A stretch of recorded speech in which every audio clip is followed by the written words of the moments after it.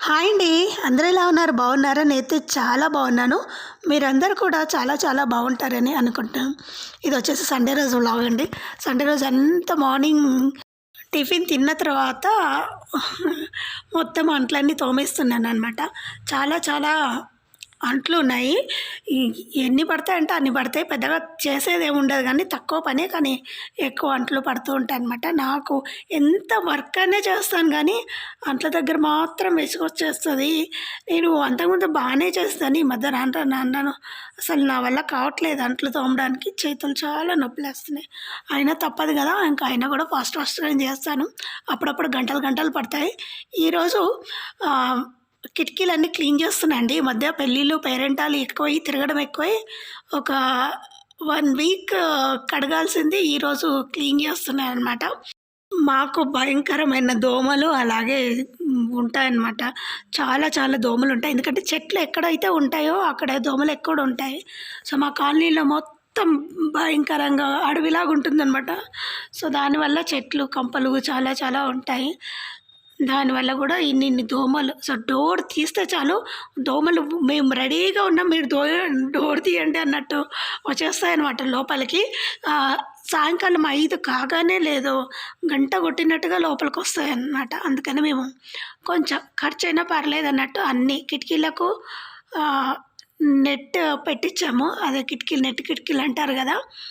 అవి ఫిక్స్ చేసామనమాట. అవి గూడా చాలా ఏండ్లయింది. సో, అవి అన్ని చోట్ల బానే క్లీన్‌గానే ఉంటాయి గానీ, కిచెన్‌లో మనం వండుతూ ఉంటాం గదా! దానివల్ల అవి బాగా జిడ్డు పడిపోతాయి. సో, అందుకని ఫస్ట్ కొంచెం స్క్రబ్బర్ తీసుకొని దాంట్లో విమ్ జెల్ వేసి బాగా నీళ్ళు పోసి ఫస్ట్ రఫ్ చేస్తాను. బాగా రుద్ది, రుద్ది, రుద్ది కడుగుతాను.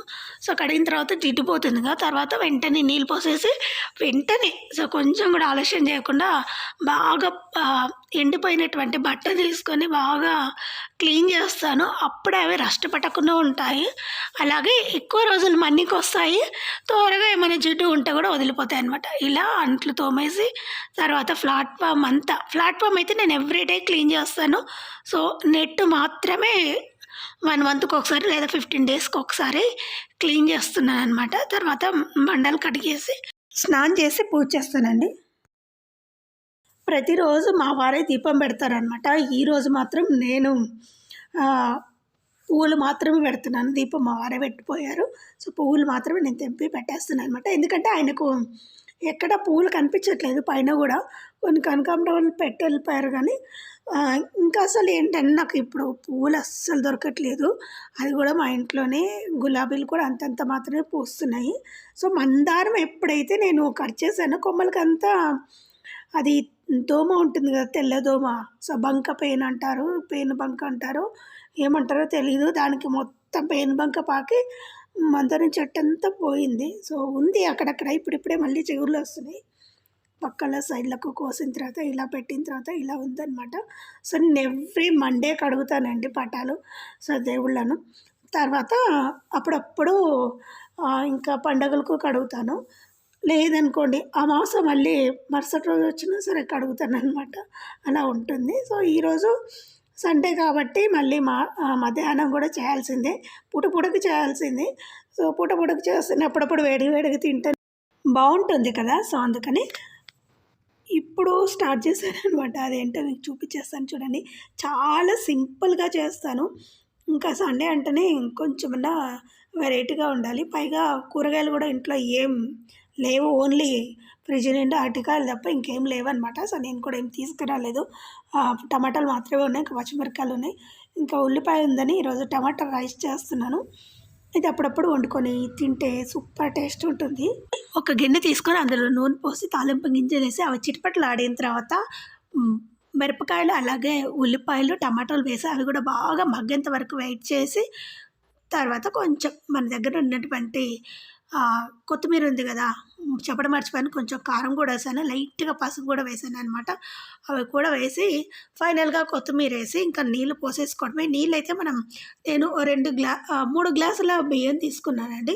3 గ్లాసుల బియ్యంకు చిన్న చిన్న గ్లాసులండి. చిన్న చిన్న గ్లాసులు సరిపోతాయి. ముగ్గురు ఉన్నాం కాబట్టి 3 చిన్న గ్లాసులతోని బియ్యం తీసుకొని ఆ బియ్యంకి 9 గ్లాసులు అనుకోండి. అంటే ఒక గ్లాస్‌కు 9 గ్లాసులు కాదు, 6 గ్లాసులు. సో, ఒక గ్లాస్‌కు 2 గ్లాసులు కదా! సో, 6 గ్లాసులనమాట. సో, అవి నీళ్ళు పోసుకొని తర్వాత బియ్యం చాలా సేపయింది నానబెట్టి, పొద్దున్న నానబెట్టాను. సరే తినేటప్పుడు వండుకోవచ్చు కదా అనేసి ఎంత ఎక్కువగా నానితే అంత బాగొస్తుందండి రైస్. అంటే ఇవి మేము చాలా తక్కువగా పాలిష్ చేస్తాం కాబట్టి నానబెట్టే కొద్దీ అవి పెద్దగా అవుతాయనమాట. సో, బాగా కూడా ఉడుకుతాయి. లేదనుకోండి అవి నానబెట్టకపోతే ఇంకొకలాగుంటాయి, నానబెడితే ఇంకొకలాగుంటదనమాట రైస్. కొద్దిసేపు అన్నం బాగా అంటే మనం బియ్యం వేసాం కదా! బాగా మరిగిన తర్వాత కొంచెం దగ్గర పడుతుంది. అంటే 80% ఉడికిన తర్వాత దగ్గర పడుతుంది అన్నప్పుడు సిమ్‌లో పెట్టేసి, మూత పెట్టేసి కాసేపు వెయిట్ చేస్తే సూపర్‌గా తయారవుతుంది. ఒక 5, 10 నిమిషాల్లో రెడీ అయిపోతుందనమాట. అన్నం అయిపోయిన తర్వాత స్టవ్ ఆఫ్ చేసి ఇంకొక 5 నిమిషాలు వెయిట్ చేసి అప్పుడు కలిపితే అన్నము పొడిగా వస్తుందండి. లేదనుకోండి ముద్దుగా అయిపోతుంది వేడిలో కలిపితే మనం. సో, వెంటనే కలిపితే ముద్దగా తయారవుతుంది. లేదనుకోండి పొడిగా తింటేనే ఈ టమాటా రైస్, టమాటా బాత్ మీ ఇష్టం. మీరు ఏ పేరైనా పెట్టుకోండి. టమాటా రైస్, టమాటా పులావ్, టమాటా బాత్, టమాటా అన్నం. సో, మీ ఇష్టం ఏదైనా పెట్టుకోవచ్చు. అప్పుడప్పుడుగా వేడిగా తినేస్తే దీన్ని రైతాతో తిన్నా కూడా చాలా బాగుంటుందనమాట.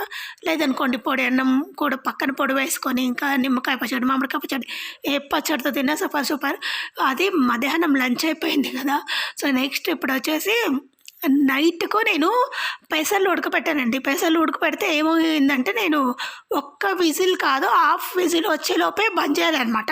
అలా బంద్ చేయకుండా నేను 2 విజిల్లు పెట్టాననమాట. అందుకని బాగా మెత్తగా అయిపోయాయి పెసలు. సో, నేనేం చేశాను ఈవినింగ్ స్నాక్స్ చేద్దామని పెట్టాననమాట. ఇంక ఈవినింగ్ స్నాక్స్ కుదరలేదు. సరే ఏం చేస్తాం ఇంకా వాటిని పప్పు చేద్దామని పప్పు చేస్తున్నాను. ఫస్ట్ తాలింపు వేసుకొని దాంట్లో తెలిసిందే కదా! కొన్ని పచ్చిమిరపకాయలు, ఉల్లిపాయలు, టమాటాలు వేసి కొంచెం ఉప్పేసి కాసేపు మగ్గపెట్టి తర్వాత దాంట్లో కొంచెం పసుపు, కారము అలాగే మనం ముందే ఉప్పేసాం కాబట్టి ఇంకేమేయనక్కర్లేదు. వేసుకున్న తర్వాత మనం ఉడకబెట్టినటువంటి పెసలు కూడా వేసుకోవాలి. చూపిస్తాను చూడండి. నేను ఏదో అనుకుంటే ఏదో అయింది. కొంచెం వీటన్నిటి కలిపేస్తే ఆయిల్లో కాస్త ఫ్రై అవ్వాలి. సిమ్‌లో పెట్టుకోండి.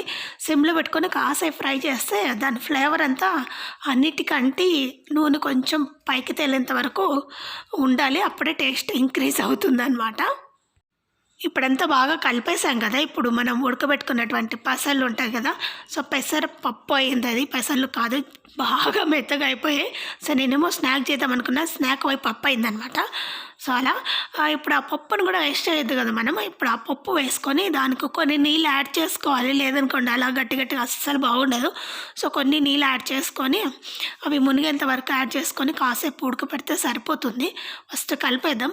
కలిపేసిన తర్వాత కొంచెం మీ దగ్గర చింతపండు రసం ఉన్నా ఓకే. లేదు అనుకోండి ఆమ్చూరు పొడి ఉంటుంది కదా! మామిడికాయల పొడి. సో, నేనైతే ఇంతకుముందు మీకు ఆమ్చూరు పొడి ఎలా తయారు చేయాలో మీకు చూపించాను. సో, అదే ఆమ్చూరు నా దగ్గర ఫ్రిడ్జ్‌లో చాలా ఉందనమాట.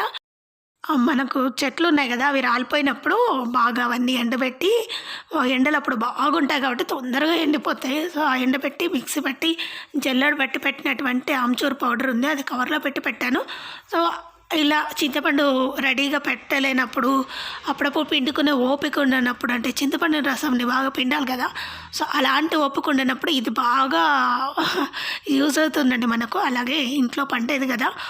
ప్యూర్ ఆర్గానిక్ అనమాట అది. అలా ఎందుకన్నానంటే మనం చెట్లకు కూడా ఎలాంటి మందు వేయమండి. ఇంట్లో ఉండేటువంటి చెత్త చెదారం అంటే కిచెన్‌లో వేస్టేజ్ ఉంటుంది కదా! ఆ వేస్టేజ్‌తో పండించినటువంటి పండ్లు. సో, చాలా టేస్టీగా ఉంటాయి మా పండ్లు. బయట దానికంటే కొంచెం కూడా కెమికల్ వేయమండి. సో, ఫైనల్‌గా కాసేపు ఉడకబెట్టి తర్వాత జస్ట్ కొంచెం నూనె బయటికి తేలుతూ ఉంటుంది. అప్పుడు ఆఫ్ చేయాలి. పెద్దగా టైం ఏం తీసుకోదు. ఆల్రెడీ మనం ఉడికించినటువంటి పెసర్లే కాబట్టి ఇప్పుడు కొత్తిమీర వేసేస్తున్నాను. తర్వాత స్టవ్ ఆఫ్ చేసుకుందాం. ఇలాగే సేమ్ ప్రాసెస్.